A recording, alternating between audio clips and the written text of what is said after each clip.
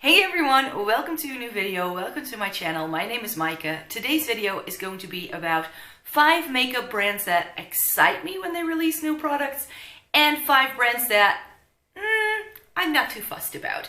This is something that has been going around. Lots of people are doing this video and I believe that the originator of this video is actually Samantha March. I love Samantha's videos. I watch a ton of her videos. I've been subscribed to her for a long time, back when she had that like pinky red background or whatever it was. I've been watching her for a long time and she has some great video ideas and I was like, I should just do this too. So before we get into it, there's one thing that I do want to point out.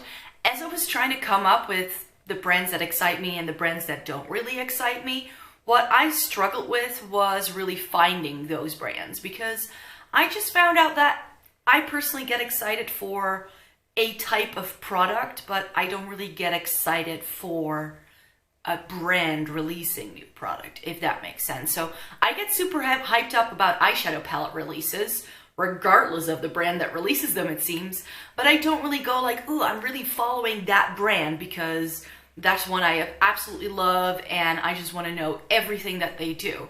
In fact, I don't really follow brands that closely. If you could say, there's only a couple of brands that I'm subscribed to on Instagram. I'm not really down with all of the new release to begin with most of the time. I'm super late to the bandwagon most times too, but I was able to draw up a little bit of a list. Since it's only a top 5 and a bottom 5, I managed. So let's just get into, shall we do bottom 5 first? So let's just get a little salty first and then we end up on a high note.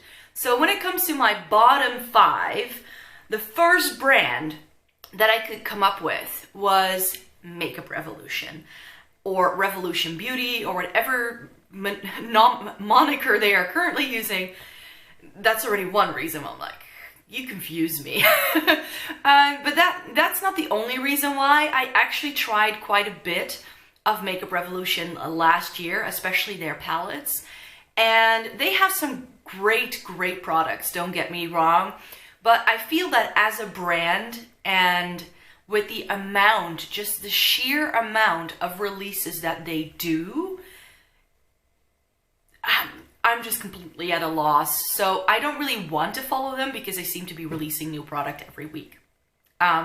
So that's just the reason why Makeup Revolution is in my bottom 5, because it's just too much. The quality isn't always the best. There are a couple of things that are good, but because it's just so much, it's just very difficult to find what will work and what may not work. So I feel that Makeup Revolution definitely needs to slow down, stop releasing a million different chocolate palettes, please, and just focus on the things you do well. So Makeup Revolution as like new releases from a brand, I'm just not really fussed about. Another brand that I used to be very excited for their new releases, but that I just feel nobody really talks about anymore, and I just don't really get excited for the brand in general anymore, and that is MAC. I think like a decade ago, everybody's like, I need to get the new MAC collection, and that was what YouTube was filled with, that's what vlogs were filled with. Everyone was trying to get their hands on all of these MAC limited edition collections. And I just feel that, you know, they did this like spring collection and a Chinese New Year's collection, and they always do like I'm not sure if they still do, but they used to do a mineral makeup collection every single year in like January.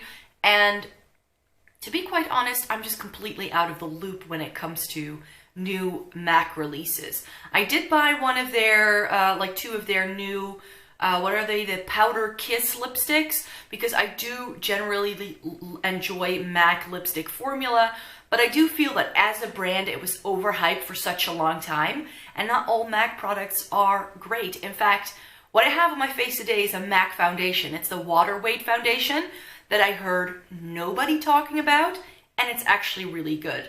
So with MAC's releases, again, I feel they were a brand that really used to overdo it, and I just feel that everybody got a little bit tired of it after a while. And then of course we got tons of other brands that started doing things very similarly at a similar price point but then a little bit better. So MAC is just a brand I'm not super excited for anymore. They have a couple of good staples that I go back to all the time, and that, you know, I always browse their counters to see if there's anything that might suit my makeup needs, but I don't get very excited for their releases in general. A brand that I think is usually getting quite a bit of hype if they have new stuff out is Wet n Wild. Now, the thing you should know about Wet n Wild is that we don't get the brand here, and that is why I'm not really fussed about their releases, because by the time I can get my hands on it, the hype has died down like completely, and a lot of the limited edition stuff, what was it, the hummingbird thing, and also the collection with like all of the skulls on it, those don't even get to Europe. Even the online retailers that sell Wet n Wild only sell the standard selection, like the core brand, and nothing else. So I always feel a bit like, oh, here we go again with another Wet n Wild video. I know they're affordable. I know they're US drugstore. A lot of the products I tried by them were not my favorite as well. Like, they're good products for the price point, but I don't really get I just don't really get the hype as well, which is also why I go like, please just stop doing all these Wet n Wild videos, because to me, it's just really a brand that doesn't excite me at all. Now, this brand may seem a bit random because I do like the brand and I have plenty of their products. It's just another one of those brands that I feel releases too much, which is why I just don't follow their releases at all. And I'm like, yeah, I'll just await the reviews, and then when I see it in store, I'll swatch it, and then I'll make up my mind. And that would be Too Faced. Too Faced is another one of those brands that just over-releases, and it just keeps churning out new things left and right, and it just kind of creates so much static noise, you could say, that I just feel that they just should stop doing that. Try to just focus on a couple of good releases, please, and stick to that. Now, the reason why I'm saying it's going to be a little because there is a brand in my top 5 that I feel does that as well, but where I can get down with the releases a lot more. With Too Faced, I feel that there are too many flukes, which is again why it's just difficult to tell the good from the bad. What should I get? What shouldn't I get? Whereas Too Faced has a couple of very, very good products in their line that I just feel they should really focus on the core of things and not release so much new stuff all the time. And another brand that just really, like, I was like, what is like a brand that really, really doesn't excite me at all? And that would be Morphe. Morphe is one of those brands that everyone and their mother talks about all the time. It's like, Morphe this, Morphe that. You can't watch an eyeshadow palette declutter or collection without Morphe palettes. I now own the Morphe Jaclyn Hill Vault, but that's like one of the first things I bought from the brand. I tried another one of their palettes, which I didn't really like. And so to me, Morphe is just a very overhyped brand as well. I don't really get excited for, what was it, that concealer release, the James Charles release that was like just shoved down your throat left and right. And that to me is again a brand that overdoes it. They are so, like, they're everywhere.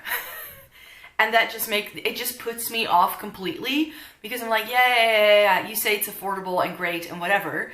But then I look at that James Charles palette, and while it's like what I see people do with it, it's absolutely lovely. But I'm like, I have that.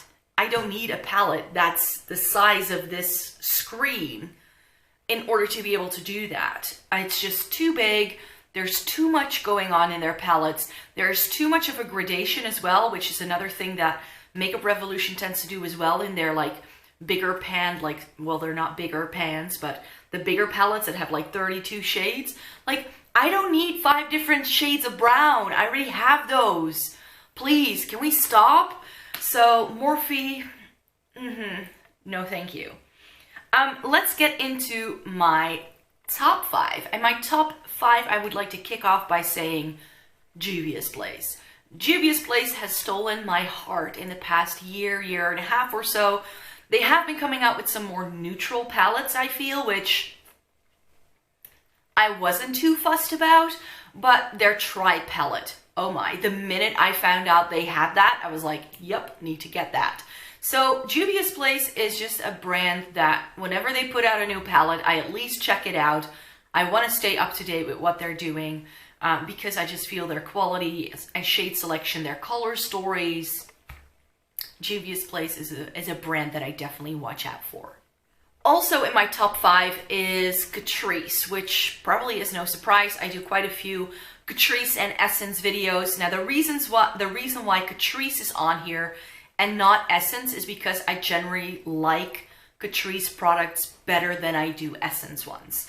Out of everything that I try in these new in Catrice and Essence videos, it's the Catrice products that truly excite me.